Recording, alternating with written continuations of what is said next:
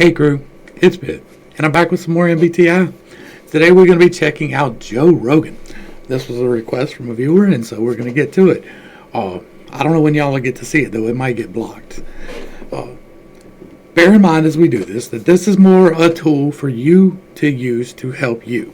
It is not really as effective typing someone else through this method. This is to merely point out some examples and help you get a firmer grip on the basics.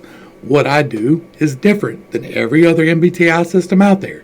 If you're unfamiliar with the basics, up here in this corner there will be a little white button that drops down a menu, and if you click on the Infinite Integrations playlist, it will take you through the basics and where I stand on a variety of things. With that being said, let's dive in and see what's up. It's hard to find an interview of Joe Rogan. Joe Rogan conducts interviews. He does interviews on his podcast, but it's hard to find him talking about him. This is it. There were two possibilities that I could find. This one and one with Anna Kasparian, who is a remarkably terrible human being, and I don't want to give any play to at all if I can help it. The mere fact that Joe was on her show gives me less respect for Joe. But we're going to dive in and see what's up. Let's see if we can figure out what type Joe Rogan is. Unintentional power you have in the political sphere? Yeah, it's weird. It's totally unintentional. That's why it's weird. It was there's no planning of any of this. It's just talking to people, and then all of a sudden, I still don't understand why it's so popular. I don't get it. Really? Okay, so he's not narrowing down ideas, right? He didn't figure out why. I know a lot of other people do the same thing. I'm like, why is this fucking thing still number one? Well, let's tease that out then, because you invented the long-form podcast game. There are a lot of people who followed you into the game. What do you think they're doing wrong relative to you? Like, what are you doing right? Like, what is the secret sauce of JRE? I don't know. And again, I have not figured that out. That's not narrowing down, right? That is not NE. Now, I'm going into this with a predisposition, right? I'm going to try to put that aside, but I feel like Joe is going to be a high NE user because he does not narrow it down. Like when the people come on, he's very much, tell me what you think about this. He's very much gather new ideas. So that makes me feel right off the top that he's going to be NE. But he's also very physical. He does a lot of things with his physicality and his touch, and like he works out. He does MMA. He does physical things. So I don't want to put him in a box before we get started. But he does strike me as very much, let's not limit the ideas. We are going to look and see if maybe he brings the conversation, right? That's what this is about, is where do you bring the conversation naturally? If we are just having a conversation, you will tend to pull it in a direction, and I will tend to pull it in a direction. Well, that direction tells us where you lie. If he is continuously bringing in new ideas, then he's a new ideas person. If he is continuously sorting the things, then he is a sort things person.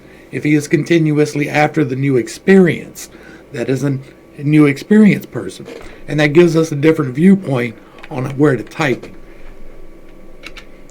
So, well, then what do you see That's that the other... thing. I don't think about it too much. What do you see other people doing that's wrong? Because people ask me, they're like... I don't think about it too much. It's very not NI. Well, you've been on Rogan. Like, he says, he just shows up, and I'm like, yeah, he might say that, but it's very clear to me that you're an extremely...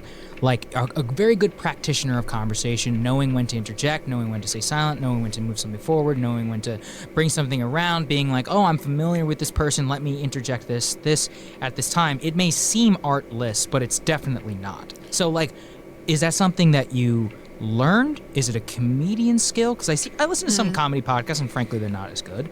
Some are decent. When I see you, I see somebody, endless curiosity. Is it innate in your personality? Is it a learned phenomenon? Oh, this should be really good for us. It's both. I've always been curious, but I've learned how to be more effectively curious as I've gotten older. This podcast has been a massive education for me, an unintended, accidental education. The fact that I've been able to talk to so many interesting and intelligent people and get their perspectives and just sit across from them uninterrupted for hours at a time and get to see how their brain works, and then to consider my own brain. And then in the beginning, there was a lot of bad podcasts. They didn't go that well. I wasn't that good at it. And I didn't think, first of all, I didn't think anybody was listening. I remember the moment I realized people were listening. I was at a sold-out show at the Chicago Theater, and I was on stage, and I was doing this bit, and it had something to do with the podcast. And I said, how many of you guys listen to the podcast? And the place went, yeah. What year was this? What year was this? Okay, so that, what he's describing here gives me, again, an NE feeling. Now, he's about the experience too, but that's farther down in the stack. Like, he wasn't aware that people were listening to him, right? He's just pulling in these ideas. This is the thing that I can do. Let me do it. That's very interesting. Maybe 2011. Whoa. So it's like 2 years in. That's what, because Yeah. I'm thinking in the 12 podcast, maybe? as a podcast historian or whatever, that was like the Mark Maron era, right? Like that's when, I remember Mark Maron was like a thing. And I was like, what is I have no idea what a Mark Maron is. going on with Mark Maron? Like Obama went on Mark Maron's podcast, which was like crazy. Yeah. And And that's a good reason not to know it. I remember being like, man, there's something going on in this space. But then it's like you not only eclipsed Maron, like you became probably I would say one of the single most influential people in American life. And so like, when do you think that transition happened for you? I know you haven't changed your like affect or anything, but like, when do you think that was? Like, I'm not sure. Yeah. Does it get He is not remembering the things. He is, so far, we've had like 2 or 3 examples of not remembering the specifics of things. That gives me a low SI feel, right? If he was a high SI user, he would remember all the details. If he was very bottom SI, like if his demon slot was SI, he would remember all the things. So it's not at the top or the bottom, it's going to be towards the middle of his stack. get into your Like, he doesn't remember. And I get that, right? you were saying like you don't think about why it's successful. Is that Yeah. sort of intentional? Yes. Because I Like, that is, I'm not narrowing this into a box, right? We're going to listen to what he says about it right there. But he's not narrowing down his scope. He's saying, let's get the shotgun and see how many targets we can hit in one shot, right? He is pulling in as much information from as many sources as possible without pushing back and saying, hey, no, that's the energy here, is let me learn more. That's an energy that we can all do well to emulate. I feel like part of why what's continues to be compelling is that you don't bring to it all of this weight of like, oh, a lot of people are listening. I got to be really careful, and I got to really watch which can be a beautiful thing, and it can also get you in trouble at times. But is that sort of like lack of digging into what's made it successful and the type of impact it could have or does have, is that an intentional strategy to keep it kind of what it is? It's not an intentional strategy. It's probably a survival technique. Because if I did stop and think, it's like if I read all my Twitter mentions, I'd probably go fucking crazy. Yes, right? If I just put I out have 1/10 and I had to stop reading them because I was going fucking crazy. you can't do Yeah. it. And if I paid attention to all of it, I wouldn't be able to do any of the things that I do, because then I wouldn't be able to think about those things, because I'd be thinking about my impact or my influence or what I did wrong or what I did right, or, oh, people like that, I should probably lean into that. I'd be thinking about all these different things instead of my commitment is to just do the best job that I can. Always do my best. And if it's something that requires some sort of research, like if I have an important subject and I don't understand it too much, I'll read someone's book, or I'll watch documentaries, or I'll do something to get myself prepared for it. I love things like the UFO subjects because I don't have to do any preparation. I do a little bit of, but it's like I know. I don't want to do the SI at all. That's what that is. Like, he's like, I will do it. I will do the research, but I don't really want to do the research. You got that subject Yes. kind of locked down. I'm dialed into it, but I don't think it would help me if I thought about the impact of the show. And I also don't think that I could do it the way I do it, because I think I think normally if someone had reached the kind of amount of exposure that I have, and you were really hyper aware of it, you'd start to protect what you've accumulated. You have Right. to, right? Yeah, but when you protect it, then it stops being what it is. And I think that's one of the things that freaks people out about me, is that I talk wild. I talk wild shit like a comic that has like 10,000 people listening, but it's 10 million. Where Right. it's Yeah. where you have nothing to lose, but Yeah. you actually have everything to lose. But I kind of don't. I Right. kind of do, but I kind of don't. Right. You know, because it's like, I'm not a bad person. So like when I'm doing this, if I say something wrong, I can always apologize. If I'm incorrect about something, I can correct it. But my intention is always to be good. So I don't know how much I really have to lose, because I'm financially independent. So like that's a big one that holds people back, right? A big one that holds people back is financial influence. Yeah. You know, the influence of executives or the influence of yeah. advertisers. And I've lost advertisers because of shows. And it's like, good luck. You don't care. Sorry. Bye. It doesn't hurt you. You If say- I would I've considered doing the podcast for no money. I've thought about that in the future. I'm like, maybe there'll come a time where I just no longer have any ads. You know, because I'm like, you know, like maybe that would be the ultimate way. Because like, if someone wants to cancel you, one of the things that they do is target they your contact your ad. Okay, we're getting a very informative vibe off this, which I was not expecting. Like, I don't watch Joe Rogan on a regular, but I have seen a few episodes. Like, I watched him with Randall Carlson, I watched him with Graham Hancock, I watched him with some of the more fringe people, the Alex Jones show. That was great. But, like, I don't watch him on a regular. But he has a very good tendency in his podcast to not be informative. Like, he asks questions, he prods and gets what he needs out of it, but he's very direct about it. It's interesting to see him open up a little bit more on this side, because he is the subject, and like, he is allowing himself to expand a little bit more than I was expecting. I'm not sure exactly that it is informative and not direct, because he hasn't really chased a rabbit hole, right?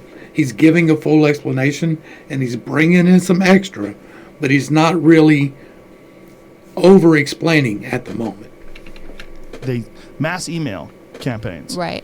And it doesn't work, but it works with some. Right. But I have a backlog of people trying to be advertise. advertisers.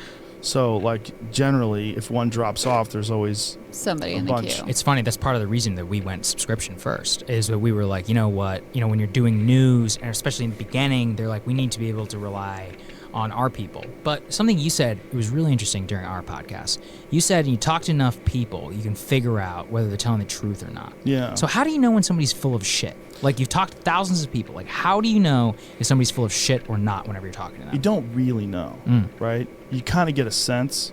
Like, you get a sense of whether or not a person is being genuine. And sometimes you're doing jujitsu with them, right? You're like moving them in a certain direction, seeing how they respond. You're testing their ego. Right. You're testing their... That's giving me a control vibe. And maybe that's why he seems less informative on the show. I'm going to push people in the direction that I want them to go, to see where they go with it, is a control thing. You're challenging their... But maybe interrupt them on purpose. You know, maybe give them a little nudge. Like, if you're concerned, they're like, you try to, like, see if they push back. Like, see where they're at. Yeah. You get a sense of a human, you know? Like, if you get around so many people so often and you have so many conversations, you recognize patterns, and I think the brain sort of picks up on them. But at the end of the day, ultimately, you don't really know if someone's lying to you. Some people are just really good at lying. Right. Have you had a situation where you had someone on and after the fact you were like, upon reflection, maybe that person was full of shit? Yes, definitely. Well, yeah, no question. Yeah, for sure. Yeah, and some of them have been full of shit. Yeah. When you say that your goal is just to do a good job, how do you define that? And the smoothest conversation I can, where people don't get uncomfortable listening. I was listening to a podcast recently, and it was Like, that's another, but that's more flexible, right? I don't want people to get uncomfortable. That's a very interesting interplay there of, I'm going to push people, but I don't want them to be uncomfortable. a friend of mine's podcast, and he doesn't have the people wear headphones. And one of the things that I tell people, when you have 2 or more guests, you must have headphones, because then people recognize when they're talking over each other. Because You're very right. Actually, it happened when we were talking. yes, That's right. Yeah. because when you hear your voice at the same level you hear that person's voice, then it becomes painfully obvious when you guys are. And it's like, Cross-talking. right, we just did 3.5 hours, right? And it's this weird dance we're doing where, we all have something to say, and it's kind of exciting, right? 'Cause Very exciting. We're talking about all these like really intense subjects, and it's really stimulating. This is a very informative thing right here. Like, what he's doing here is talking and explaining, and there is a bit of rabbit holing, not too much, but a bit. I'm leaning towards informative for him. I'm leaning towards self for him. I'm leaning towards new ideas for him. I'm not sure about the controller movement, right? He's flexible around people that he doesn't want to make them uncomfortable, but he is rigid in his thinking where he is going to push somebody where he knows they can be pushed. So it's interesting. I'm going to look for some more confirmation. And you never know like when to jump in and we're like letting each other. We were all really good dance partners, so it was really fun. Yeah. But sometimes it's not. And this, my friends that I was listening to was not a good. And I'm calling them afterwards. I'm gonna say, hey, bro, you got to get headphones. So what makes you walk out of this room and go, man, that was a fucking great episode? And then what makes you walk out of here and be like, ah, shit, I should have done something better? Like, what is, you don't have to name people necessarily, but like, But if what are you the wanted types? to name people, by that the would way, be, if you want to that call would be people out, entertaining please as well. do. Yes, smoothness of absorption, right? Like whether or not it's easily absorbed into Can I get this new information with the least amount of work possible? your mind. You're not uncomfortable. It doesn't feel gross. Like sometimes people say things, and even if they're And we haven't really seen a whole lot of experience-based things here. We haven't seen a lot of things-based things here. The conversation is staying towards the intellectual, ideas-based topics. And I think that is where Joe naturally resides. It does seem that he is an NE. honest, even if it's an honest, true thing, it'll sound braggy or it'll sound hyperbolic. It'll sound maybe like disingenuously. You could fake humility, and people pick up on that too. They don't like that either. That's gross, right? Like, Well, so this is funny though, because you're like, I don't think about it, but everything you're saying, you're the greatest audience advocate I've heard. So when people ask me about podcasting, I'm like, it's not about you. Like sometimes it is, but it's really not. And it's like not. you're always having to think about the people who are listening. So like, how do you do that? Like when you're talking about, when you see somebody do something, you're like, man, people at home are gonna hate this. Like, do you? All right, so we should get a good example here of self or tribe, right? We're looking whether he caters the experience more towards himself or towards the tribe.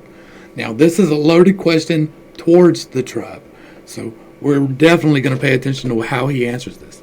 So far, I really have not picked up much tribe from Joe. I have picked up a lot of I do this because I think that this is the best thing for me. And it just so happens that the tribe enjoys it too. You think about that type of stuff when you're talking to people? sometimes I do. Like sometimes I'm in the middle of talking to somebody and they're just blurting out nonsense. I'm like, oh god, What have I done? This one sucks. And I've had a few of those. Like I had one, not recently, but within the last few months. And I walked out. I looked at Jamie. I go, that wasn't a good one. Yeah, just because sometimes people, you take a chance. Like a lot of these authors and professors, I've never spoken a word to them, Right. nor have I heard them speak. Like Right. a lot That's of a good people, I've just read their stuff, and maybe I'll listen to an audiobook where an actor was reading it, and you don't know how good they're going to be. Yeah. And sometimes I'm pleasantly surprised, and sometimes it's like, it's awkward. Yeah. Okay, so that is about him. It's not about the audience, right? They asked a question specifically about the audience, and he didn't kick it back to the audience at all. He's talking about his experience in it. That leans me towards self. I'm still leaning towards the ideas, organize, self. Seems to be informative. We're looking for some controller movement here. He's very much in his box physically, right? He's leaning forward. He's playing with the mic a little bit, but I think that's more of a nervous tick than anything else, just something to take his mind off. But it's still inside of the box. He's not like me. Like, I'm always moving around. I'm always doing that. I'm very flexible around ideas. Now, he does have a tendency in his show to be flexible around the people that he's talking to. But that doesn't necessarily mean that he's flexible. That means that professionally, he can be flexible. Yeah. You know? I mean, we have the same experience, but generally we're doing 10-minute segments. Right. So it's You're like doing less of 3 a risk. hours. You're not making an Yeah. hour plus commitment to this person. You mentioned actually with us that you are a very self-critical person. So Yeah. do you go back? Do you rewatch the No. episodes? You don't do any of that. I don't need to. Do you know in your head? I know and so what what are the sucks. what are the type of thoughts that'll go? I know what the experience is. Like, that's leaning me towards an SI child, right? Or an SI inferior. Because he does remember the things, just not well. And so that's the low energy part of the stack, right? Is right in the middle there. And so that's leaning me towards that.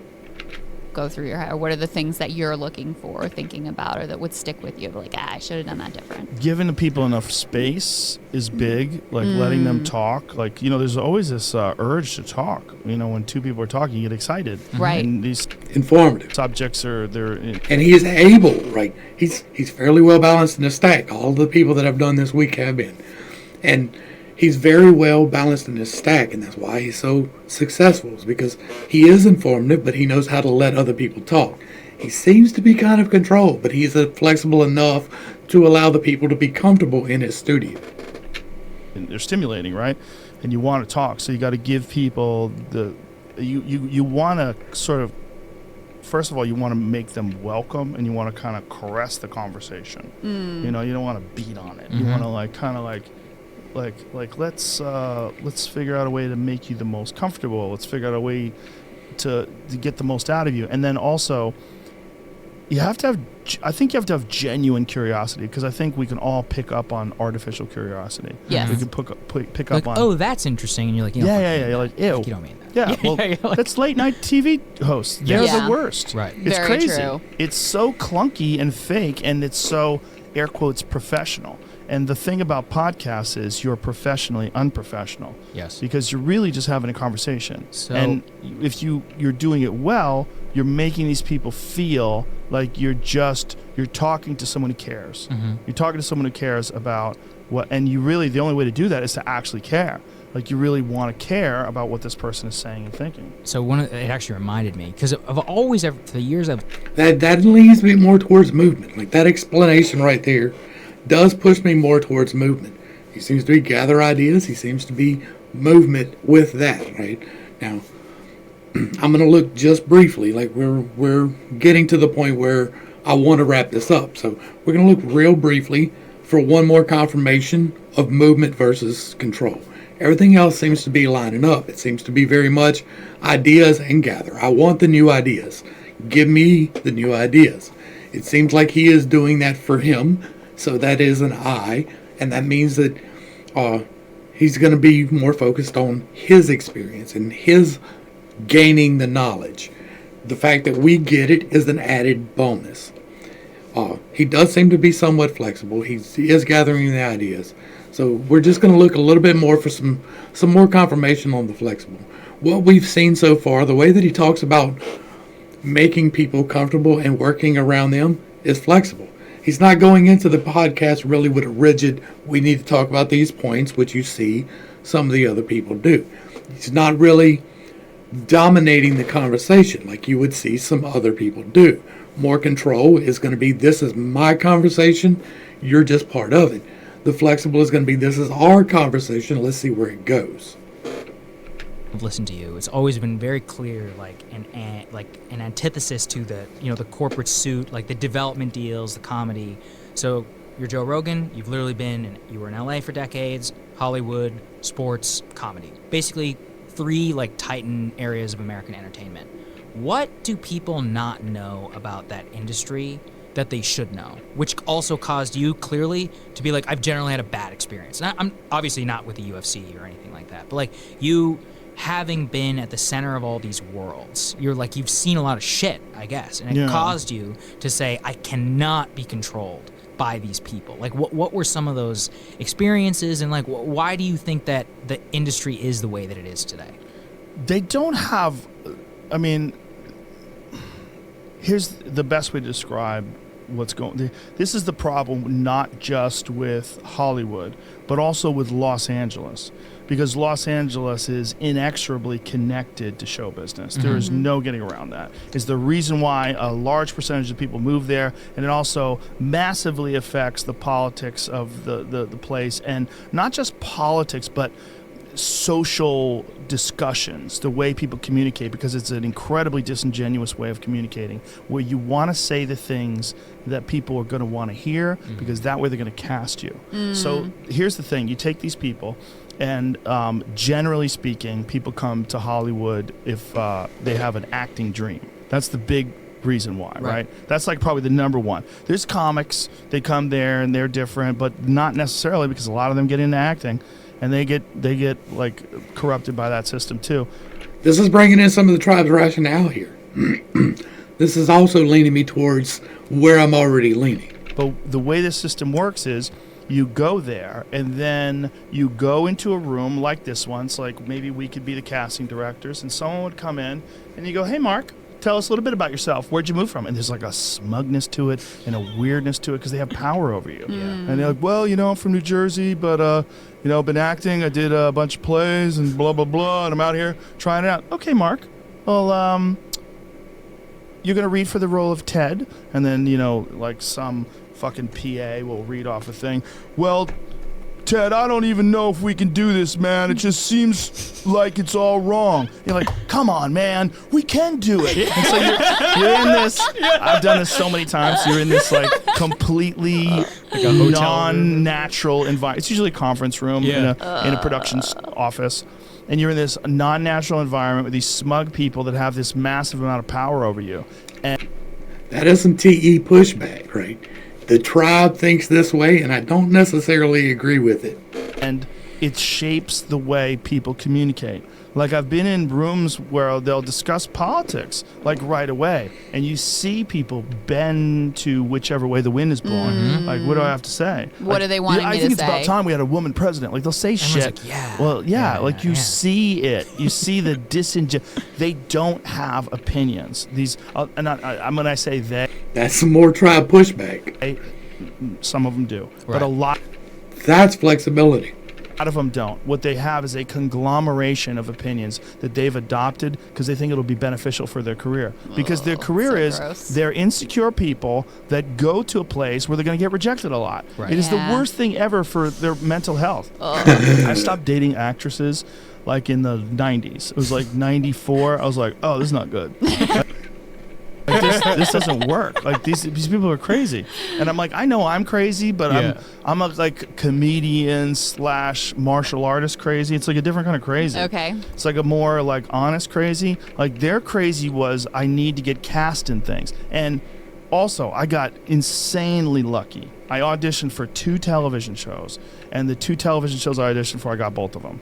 It was nuts. Like, I got the show called Hardball. That was the first thing I came out for. I got that. And then Hardball got canceled, and I auditioned for News Radio, and then I got that. Right. So it was like 2 things in a row. It was unheard of. So just dumb luck. I auditioned for the right things, and then, so... That's flexible as well, right? That's not being rigid in it, but I just happen to get into this as a flexible concept. I think we're going to go ahead and wrap this up because we're not here to just pirate things, right? We're here to actually talk about Joe, and we're here to actually talk about where he's at. So what we're looking at, as far as I can tell, seems to be he is self, right? He's doing these things for himself. He is gathering ideas. So that is going to be an I-N. He is flexible. That's going to give us the F. And he seems to be somewhat informative. So that is going to make him an INFP alternate. Let's go ahead. Let me pull this up for myself real quick. Because my graphic and your graphic don't exactly match. Like they're the same thing, but they don't pop up at the same time. So the INFP alternate, what are we going to be looking at? They're going to be dealing with their morals, right? Joe is going to stand where he feels it is the right morally thing to do. That seems to be where he is at, right? The whole history of his whatever seems to be him standing in morals. He's going to be very much responsible for the new ideas. That is the entire point of the podcast. Like, he is literally doing his parent slot, his crown slot. He is giving all the ideas to people. The third eye, what he's going to get defensive over, is going to be other people's thoughts and rationale. We had a very good example of that just now, where he's talking about how the tribe acts like this, and that's a little bit crazy. He's going to not pay too much attention to and get misrepresent and misremember and misunderstand the actual things. He's not going to remember exactly the things. We saw plenty of examples of that. He's not going to be organized in those things. He is organized professionally. He is somewhat controlling professionally. He is somewhat about the experience, but he is more about the ideas. He is more about, let's get the new idea in here and find out what that is, than he is, let's dig deeper into this one idea, right? Even when he's got somebody who is a professional in their field, he explores other options with them. The heart, what he really wants to do is to help the tribe be ethical. He wants to make them feel good. The podcast does that, right? He is exploring all of these new ideas. He is taking into account other people's thoughts about those ideas. He is taking into account the logical consistency of those ideas, whether or not it's a good experience, whether or not the tribe agrees. He is taking into account all of those things. Joe is living in his heart with that. He is doing what is good for everyone. The solar plexus is what's going to feed you. That is narrowing down to the best possibility. He did MMA, he did hosting, he did TV shows, he did all these things, but he's in the podcast. And that is feeding him in a way that the other ones didn't. Yes, he got known from the other ones, but the podcast, he's the biggest podcaster on the planet. That's because he is using his NI, right? He has decided that this is the best thing. This podcast is the best idea out of all of them. He sees all of them, but this is the best one, and it works for him. The sacral is the trickster energy. That is where you're going to get tripped up, and that is the logic. That it goes back to the Anna Kasparian interview, right? Going on a socialist, like he supported Bernie. Those things are not logical. There is nothing logical about socialism at all. It cannot work in the real world. It works for your feelings, but it does not work for everyone, ever, anywhere. So that personal logic is intentionally choosing the wrong thing. Supporting Bernie Sanders, supporting Hillary Clinton, going on Anna Kasparian's show, being a part of anything Young Turks. Any of that is not logical intentionally choosing the wrong thing. And for the base, that is going to be the current things in exploration. This is what you just don't do, right? If you do them in the wrong way.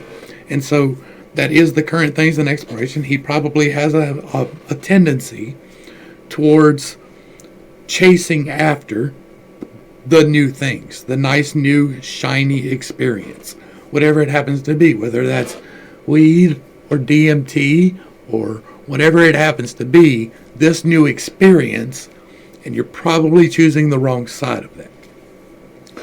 To get healthier in this, you start at the base, you work your way up, you start thinking about the new things, you start thinking about your logic. I've done a whole video specifically on INFP and the INFP alternate. If you're interested in that, it will be linked up here as well. Make sure that you understand the basics before you go into that, because if you're trying, if you identify with Joe and you're like, I think this might be who I am as well, go back to the have you been doing MBTI wrong, and make sure that you understand where I'm at on definitions, because my definitions are not the same as other people's. I'm trying to do something different here because I have narrowed it into a box. Right? I've taken all the ideas and I've narrowed them into the box, and I'm using the box to help you expand your ideas. Hopefully I brought a little bit of enlightenment and not too much confusion to a not too difficult topic. I'm not altogether surprised by this. I am a little bit, because I really did think he was going to be a little bit more experience-based and a little bit more inflexible. I really thought he was going to be more rigid. Not at all. This was a good interview. I really enjoyed it. If you're not familiar with the basics, check out the link above. The Infinite Integrations playlist will bring you through the definitions. I do detailed breakdowns of all of these types, all of these slots, and all of the different functions, the FI, the NE, those things I talk about. And so if you're interested in this, check them out. If you like what I'm doing, give me a like, share, and a sub. Throw me a comment. Let me know what you would like to see. This was a viewer request. I like doing viewer requests. To the crew, thanks for hanging out. I appreciate every single minute that you are here with me, and I am praying for you every single day. Until next time, this has been Pitt. Peace.